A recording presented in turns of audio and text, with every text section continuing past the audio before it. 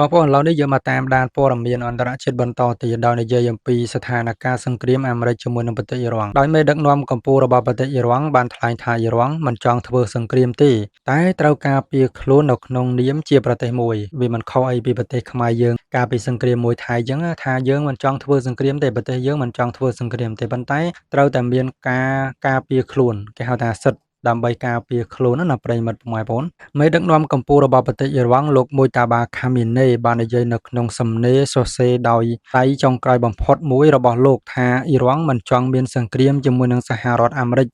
និងប្រទេសអ៊ីស្រាអែលទេប៉ុន្តែត្រូវការពារសិទ្ធិរបស់ខ្លួនឯងនៅក្នុងនាមជាប្រទេសមួយត្រូវតែមានការពារខ្លួនបើសិនជាគេមកវាយយើងហើយយើងមិនតដៃមិនកើតប្រិមិត្តពុកម៉ែបងប្អូនអញ្ចឹងគឺត្រូវតែមានការតដៃទោះបីជាថាយើងមិនឈ្នះគេក៏ត្រូវតែតដៃដែរឈ្នះមិនឈ្នះយើងវាយសិនដែរប្រិមិត្តពុកម៉ែបងមានចេះថាគេមកវាយយើងដល់ក្នុងផ្ទះហើយយើងមិនតដៃមិនឲ្យគេវាយតាមចិនមិនគឺមិនអាចទេអញ្ចឹងគេចូលមកហើយត្រូវតែការពារខ្លួនហើយប្រិមិត្តពុកម៉ែបងត្រូវតែវាយតបតទៅវិញហើយអញ្ចឹងឈ្នះមិនដឹងទេប៉ុន្តែសំខាន់ដឹងតែវាយដឹងតែការពារខ្លួនសិនហើយអញ្ចឹងនៅក្នុងសំណេរដែលសរសេរដោយដៃខាងលើដែលត្រូវបានចេញផ្សាយដោយទូរទស្សន៍រដ្ឋរបស់ប្រទេសអ៊ីរ៉ង់កាលពីថ្ងៃប្រហ័សទី9ខែមេសាឆ្នាំ2026មកម្លេះដោយលោកមួយតាបាខាមីណេបានគូបញ្ជាក់យ៉ាងដូចនេះថាយើងមិនមែនចង់ស្វែងរកសង្គ្រាមទេហើយក៏មិនចង់ធ្វើសង្គ្រាមនោះដែរប៉ុន្តែយើងមិនបោះបង់ចោលនៅសិទ្ធិស្របច្បាប់របស់យើងឡើយមិនថានៅក្រោមកលៈទេសៈណាក៏ដោយអញ្ចឹងគឺលោកបានសរសេរថាយើងមិនមែនកំពុងស្វែងរកសង្គ្រាមទេអញ្ចឹងអ៊ីរ៉ង់គឺគេមិនស្វែងរកសង្គ្រាមទេហើយក៏មិនចង់ធ្វើសង្គ្រាមដែរនេះគឺជាការលើកឡើងរបស់គាត់ណាប៉ុន្តែគាត់បាននិយាយថាប៉ុន្តែយើងមិនបោះបង់ចោលនៅសិទ្ធិស្របច្បាប់របស់យើងឡើយគឺមិនបោះបង់ចោលសិទ្ធិស្របច្បាប់ទេមិនថានៅក្រោមកលៈទេសៈណាក៏ដោយគឺមិនបោះបង់នៅសិទ្ធិនៅក្នុងការពារខ្លួនទេហើយគូបញ្ជាក់ថាអ៊ីរ៉ង់នៅក្នុងសប្តាហ៍នេះបានយល់ព្រមទទួលយកនៅបទឈប់បាញ់ដ៏ផុយស្រួយមួយរយៈពេល2សប្តាហ៍ជាមួយនឹងសហរដ្ឋអាមេរិកដើម្បីជាការត្រួសត្រាយផ្លូវឆ្ពោះទៅរកកិច្ចចរចាសន្តិភាពពេញលេញលោកប្រធានាធិបតីសហរដ្ឋអាមេរិកដូណាល់ត្រាំធ្លាប់បានបង្ហាញការសង្ស័យជាច្រើនលើកជាច្រើនសារថាលោកមួយតាបាខាមីនីប្រហែលជាបានស្លាប់បាត់បង់ទៅហើយប៉ុន្តែទូរទស្សន៍រដ្ឋអ៊ីរ៉ង់បានអះអាងថាមេដឹកនាំកម្ពុជារបស់ខ្លួនកំពុងតែជាសះស្បើយពីរបួសនិងបង្ហោះរូបថតជាច្រើនសន្លឹករបស់លោកតែมันបានបញ្ជាក់ថាតើរូបថតទាំងនោះត្រូវបានថតតាំងតែពីពេលណានោះទេអញ្ចឹងលោកប្រធានាធិបតីសហរដ្ឋអាមេរិកដូណាល់ត្រាំហ្នឹងគឺគាត់ធ្លាប់បានមានការសង្ស័យជាច្រើនលើកជាច្រើនសារថាលោកមួយតាបាខាមីណេដែលជាកូនប្រុសរបស់លោកអាយ៉ាតូឡាលីខាមីណេហ្នឹងប្រហែលជាបានស្លាប់បាត់បង់ជីវិតជាមួយនឹងឪពុករបស់គាត់ទៅហើយក៏ប៉ុន្តែទូរទស្សន៍រដ្ឋអ៊ីរ៉ង់ហ្នឹងគឺគេបានអះអាងពីមេដឹកនាំកម្ពុជារបស់ខ្លួនថាកំពុងតែជាសះស្បើយពីរបួសហើយនឹងបង្ហោះរូបជាច្រើនសន្លឹករបស់លោកផងដែរអញ្ចឹងគឺបញ្ជាក់ថាលោកមួយតាបាខាមីនីហ្នឹងគឺមិនទាន់ស្លាប់ទេប៉ុន្តែគាត់ថាมันបានបញ្ចេញជាទីសាធារណៈអីចឹងណាប្រិមិត្តពុកម៉ែបងគាត់ថាសរសេរជាសំណេរសរសេរជាអីចឹងទៅប៉ុន្តែมันបានបញ្ចេញរូបភាពឬក៏បញ្ចេញវីដេអូអីជាសាធារណៈឲ្យគេឃើញទេគណៈថាវីដេអូឃើញថាគាត់នៅណាអីនៅណាសម្រាប់ព្យាបាលនៅណាគឺអត់មានបញ្ចេញទេអញ្ចឹងវាជាការសម្ងាត់មួយដែរដោយសារអីដោយសារតែមេដឹកនាំកម្ពុជារបស់ប្រទេសអ៊ីរ៉ង់ជាច្រើនគឺជាគោលដៅនៃការវាយប្រហាររបស់ប្រទេសអ៊ីស្រាអែលដោយសារតែក្នុងសង្គ្រាមរយៈពេលប្រមាណសប្តាហ៍1ខែ2ខែនេះមេដឹកនាំរបស់ប្រទេសអ៊ីរ៉ង់គឺបាត់បង់អាយុជីវិតច្រើនដោយសារតែការវាយប្រហាររបស់ប្រទេសអ៊ីស្រាអែលដោយកំណត់គោលដៅចំតែម្ដងមិនថាមេដឹកនាំកម្រិតណាទេឲ្យតែជាគោលដៅឲ្យតែមានឈ្មោះនៅក្នុងបញ្ជីរបស់ប្រទេសអ៊ីស្រាអែលនោះគឺកំណត់គោលដៅទៅលើមេដឹកនាំរបស់ប្រទេសអ៊ីរ៉ង់តែម្ដងចឹងហើយបានជាមេដឹកនាំរបស់ប្រទេសអ៊ីរ៉ង់គឺមានការលាក់បាំងនៅព័ត៌មានមកន័យថាលាក់ខ្លួនណាព្រោះថាអាចថាជាគោលដៅរបស់គេដោយសារតែអ៊ីស្រាអែលគឺគេបានបដិញ្ញាហើយថាគេនឹងកំទេចថ្នាក់ដឹកនាំគេបដិញ្ញាថានឹងកំទេចក្បាលម៉ាស៊ីនដឹកនាំរបស់ប្រទេសអ៊ីរ៉ង់ណាប្រិមិត្តពុកម៉ែបងប្អូនចឹងហើយបានជាលោកមួយតាបាខាមីនីហ្នឹងគឺគាត់មិនសូវជាចេញទេនិយាយទៅមិនមែនថាមិនសូវទេគឺមិនចេញតែម្ដងប្រិមិត្តពុកម៉ែបងប្អូនហើយអាមេរិកហ្នឹងគឺសង្ស័យថាលោកមួយតាបាខាមីណេហ្នឹងគឺស្លាប់តាំងតែពីការវាយប្រហារលើដំបូងតាំងតែពីវាយប្រហារជាមួយនឹងឪពុករបស់គាត់ណាដែលមានលោកអាយ៉ាតូឡាលីខាមីណេជាមួយនឹងមន្ត្រីជាន់ខ្ពស់ផ្សេងទៀតដែលកំពុងតែបើកការប្រជុំណាអញ្ចឹងគឺសហរដ្ឋអាមេរិកសង្ស័យតាំងពីនៅម្លេះប៉ុន្តែដោយរដ្ឋអ៊ីរ៉ង់នេះគឺគេបានចាក់ផ្សាយថាលោកមួយតាបាខាមីណេនេះគឺមិនទាន់បាត់បង់អាយុជីវិតទេប៉ុន្តែរងរបួសដោយផ្ទៃមុខឬក៏ ដោយជើងអីចឹងដែរដោយរបួសធ្ងន់ដែរប្រិមិត្តបងប្អូនអានេះបើតាមការបញ្ជាក់ពីប្រព័ន្ធផ្សព្វផ្សាយរបស់រដ្ឋអ៊ីរ៉ង់ណាប្រិមិត្តចំណែកឯប្រទេសអារ៉ាប៊ីសាអូឌីតវិញថាប៉ុន្មានសប្តាហ៍នៃការវាយប្រហាររបស់ប្រទេសអ៊ីរ៉ង់ធ្វើឲ្យសមត្ថភាពផលិតប្រេងរបស់ខ្លួននឹងគឺរងគ្រោះយ៉ាងខ្លាំងដោយប្រទេសអារ៉ាប៊ីសាអូឌីតបានឲ្យដឹងថាការវាយប្រហាររបស់ប្រទេសអ៊ីរ៉ង់នៅក្នុងរយៈពេលប៉ុន្មានសប្តាហ៍កន្លងមកនេះបណ្ដាលឲ្យមានមនុស្សស្លាប់និងរងរបួសនិងជះផលវិបាកផលប៉ះពាល់ដល់សមត្ថភាពផលិតប្រេងរបស់ខ្លួនផងដែរនេះបើតាម AFP មន្ត្រីក្រសួងថាមពលអារ៉ាប៊ីសាអូឌីតប្រាប់សារព័ត៌មាននៅក្នុងស្រុកថាអ៊ីរ៉ង់បានកំណត់គោលដៅទៅលើហេដ្ឋារចនាសម្ព័ន្ធផលិតប្រេង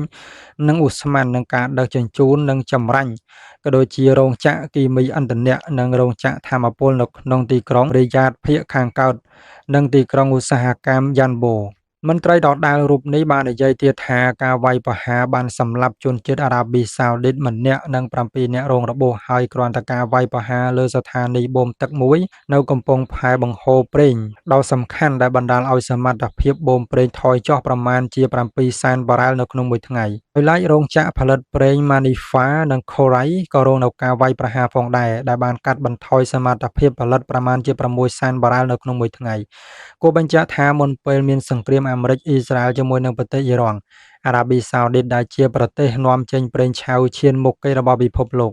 ផលិតប្រេងបានជាង10លានបារ៉ែលនៅក្នុងមួយថ្ងៃចំណែកឯអនុប្រធានាធិបតីសហរដ្ឋអាមេរិកព្រមានអ៊ីរ៉ង់ថាកុំឲ្យលេងល្បិចជាមួយនឹងសហរដ្ឋអាមេរិកខណៈដែលលោកចេញដំណើរទៅចូលរួមកិច្ចចរចាអនុប្រធានាធិបតីសហរដ្ឋអាមេរិកលោក DJ Vance នាថ្ងៃសុក្របានថ្លែងថាលោករំពឹងថានឹងទទួលបានលទ្ធផលវិជ្ជមានពីកិច្ចចរចាជាមួយនឹងប្រទេសអ៊ីរ៉ង់គណៈលោកចាក់ចេញទៅកាន់ប្រទេសប៉ាគីស្ថានអមជាមួយនៅការព្រមានដល់ទីក្រុងតេហេរ៉ង់ថាកុំព្យាយាមលេងល្បិចជាមួយនឹងសហរដ្ឋអាមេរិក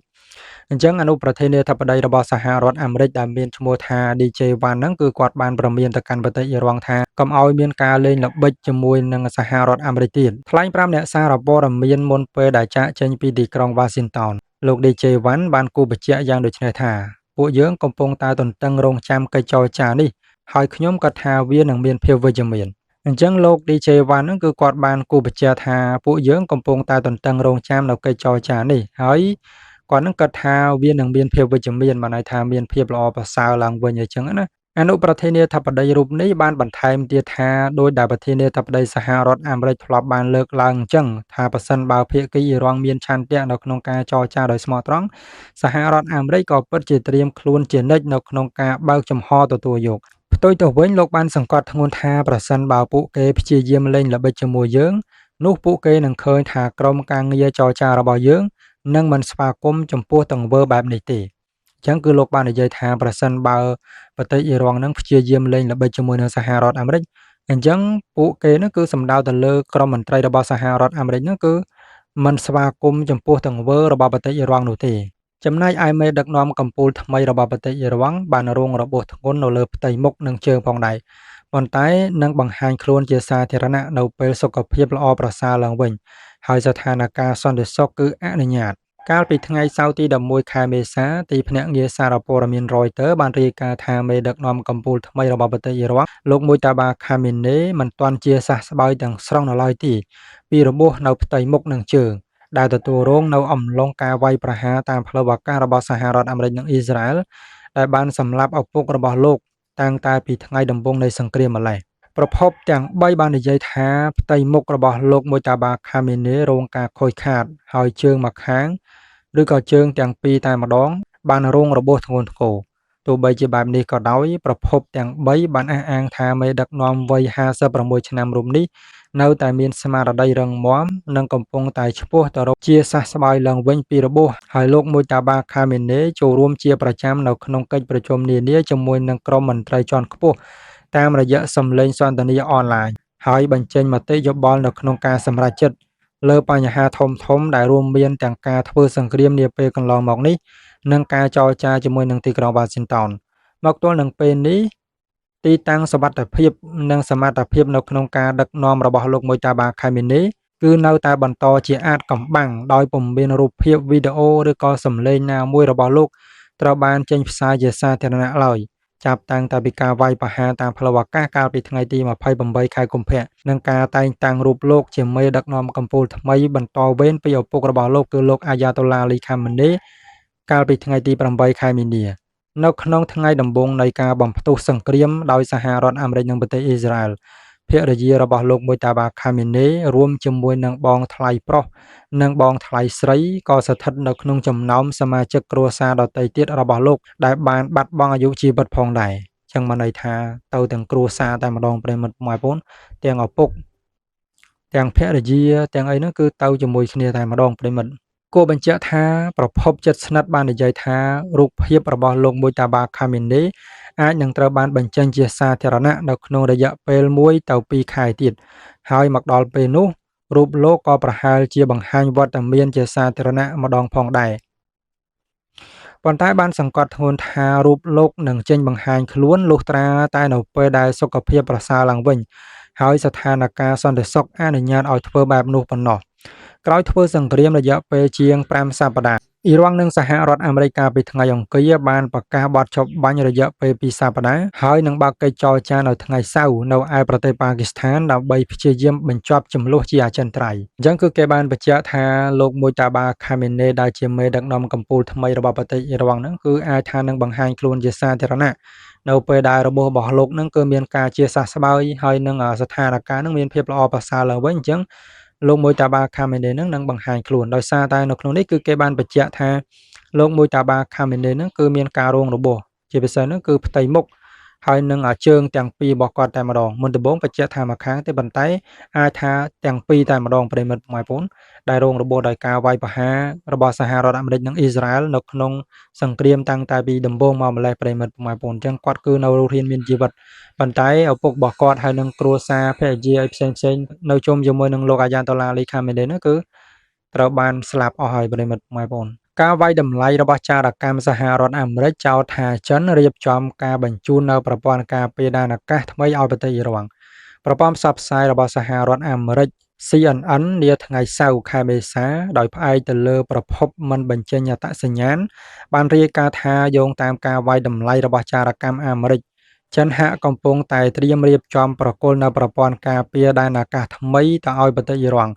នៅក្នុងអំឡុងពេលប៉ុន្មានសប្តាហ៍ខាងមុខនេះ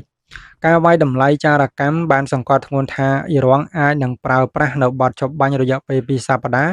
ដែលប្រកាសនៅក្នុងសប្តាហ៍នេះជាឱកាសដើម្បីបំពេញចំនួនប្រព័ន្ធការពារសាពាវុធមួយចំនួនឡើងវិញ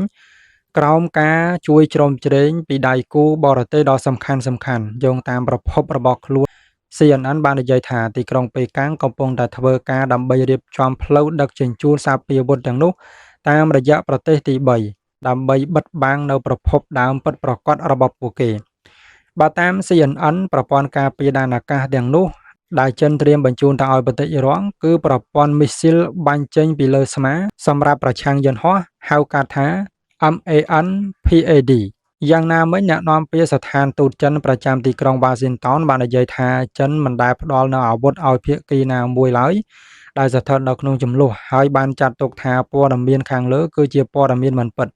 អ្នកនាំពាក្យទទូចឲ្យភាគីសហរដ្ឋអាមេរិកឈប់ធ្វើការចោទប្រកាន់គ្មានមូលដ្ឋានតទៅទៀតហើយសង្ឃឹមថាភាគីពាក់ព័ន្ធនឹងប្រឹងប្រែងបន្ថែមដើម្បីជួយបន្ធូរបន្ថយស្ថានភាពកាលពីថ្ងៃច័ន្ទដើមសប្តាហ៍នេះប្រធានាធិបតីអាមេរិកដូណាល់ត្រាំបានបង្ហើបថាយន្តហោះចម្បាំងអាមេរិក F-15 មួយគ្រឿងដែលធ្លាក់នៅអ៊ីរ៉ង់កាលពីសប្តាហ៍មុនគឺត្រូវបានបាញ់ទម្លាក់ដោយមីស៊ីលប្រភេទបាញ់ចេញពីលើស្មាខណៈដែលអ៊ីរ៉ង់បានអះអាងថាខ្លួនបានប្រើប្រាស់នៅប្រព័ន្ធការពារដែនអាកាសថ្មីបាញ់ទម្លាក់យន្តហោះសហរដ្ឋអាមេរិកប៉ុន្តែมันបានរៀបរាប់លម្អិតនោះទេគូបញ្ជាក់ថាសហរដ្ឋអាមេរិកនិងប្រទេសអ៊ីរ៉ង់កំពុងតែរៀបចំត្រៀមបើកកិច្ចចរចាកម្រិតខ្ពស់នៅថ្ងៃសៅរ៍នៅឯរដ្ឋធានីបាដាតនៃប្រទេសប៉ាគីស្ថានដើម្បីព្យាយាមស្វែងរកទីបញ្ចប់សម្រាប់សង្គ្រាមដែលផ្ទុះឡើងកាលពីចុងខែកុម្ភៈនៅពេលដែលសហរដ្ឋអាមេរិកនិងប្រទេសអ៊ីស្រាអែលបើកការវាយប្រហារទៅលើប្រទេសអ៊ីរ៉ង់ហើយរុញច្រានឲ្យតំបន់មជ្ឈិមបូព៌ាទាំងមូលធ្លាក់ចូលទៅក្នុងភ្នក់ភ្លើងសង្គ្រាមតែម្ដងអញ្ចឹងគឺចិនបានបដិសេធថាมันមានការបញ្ជូនសាពាវុធទៅកាន់ប្រទេសទី3ណាមួយដើម្បីបញ្ជូនទៅឲ្យប្រទេសអ៊ីរ៉ង់ទេនេះគ្រាន់តែជាការអះអាងរបស់ចារកម្មសហរដ្ឋអាមេរិកប៉ុណ្ណោះដែលមានការអះអាងថាប្រទេសចិនហ្នឹងគឺមានការបញ្ជូននៅប្រព័ន្ធការពារដែនអាកាសថ្មីទៅឲ្យប្រទេសអ៊ីរ៉ង់អីចឹងទៅនៅក្នុងរយៈពេលនៃការ ឈប់បាញ់រយៈពេល2សប្តាហ៍នេះអញ្ចឹងណាហើយក៏មានការសង្ស័យថានៅក្នុងគណៈពេលដែលអ៊ីរ៉ង់បាញ់ទម្លាក់នៅយន្តហោះ F-15E របស់សហរដ្ឋអាមេរិកមួយគ្រឿងហ្នឹងគឺគេសន្មតថាអាចជាប្រព័ន្ធបាញ់មីស៊ីលដែលបំពាក់លើស្មានឹងឯងប្រិមិត្តពុកម៉ែបងប្អូនប៉ុន្តែប្រទេសចិនស្ថានទូតចិនប្រចាំនៅទីក្រុងសហរដ្ឋអាមេរិក Washington ហ្នឹងគឺបានចេញមកបដិសេធថាជាព័ត៌មានមិនពិតទេដោយសារថាប្រទេសចិនមិនបានបញ្ជូនសពាវុធណាមួយទៅកាន់ប្រទេសទី3ដើម្បីបញ្ជូនទៅកាន់ប្រទេសអ៊ីរ៉ង់គឺមិនបានបញ្ជូនទេហើយក៏មានការអំពាវនាវឲ្យសហរដ្ឋអាមេរិកឈប់មានការចោទប្រកាន់ប្រទេសចិនតទៅទៀតហើយមកស្ដារនៅស្ថានភាពឲ្យបានប្រសើរឡើងវិញ